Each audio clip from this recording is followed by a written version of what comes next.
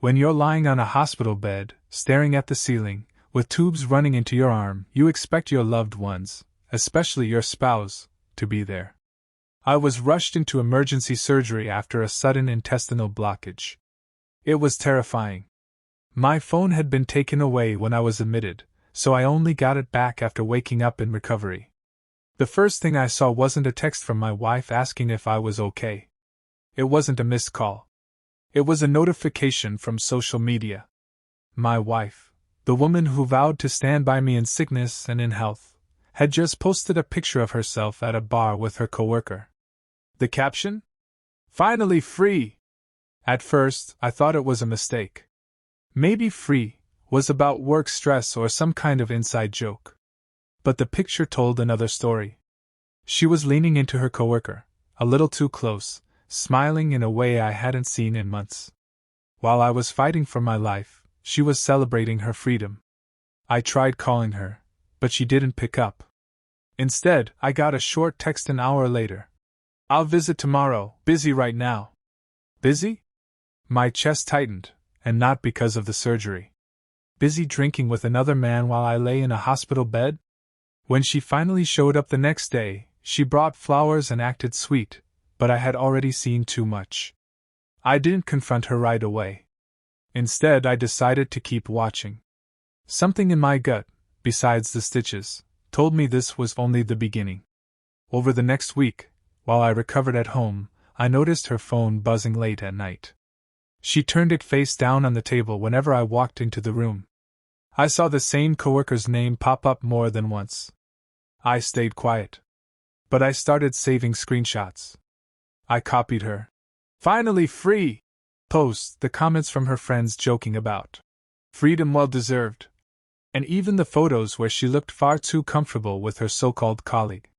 Because here's the thing, if she wanted freedom, I was going to give it to her, on my terms. The breaking point came 2 weeks later. She told me she was working late, but I already had my doubts. I decided to drive to her office and surprise her with dinner. But when I got there, the building was dark. No cars. No staff. Her car wasn't there either. Instead, I drove to the same bar she had posted from during my surgery. And sure enough, there she was, laughing at a table with her coworker, hand resting on his arm like they were already a couple. I didn't storm in.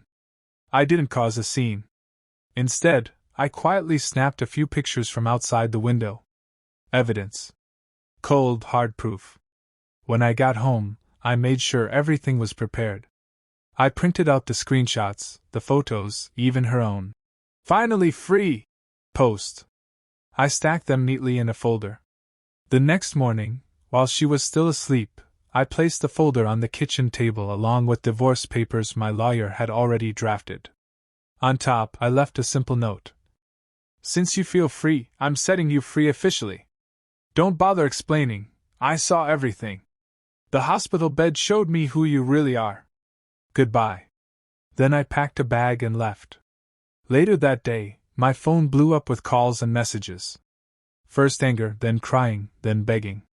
She said it was a misunderstanding. That she just needed attention, while I was sick, that nothing physical had happened. But the screenshots didn't lie. Her own words didn't lie. And the final twist?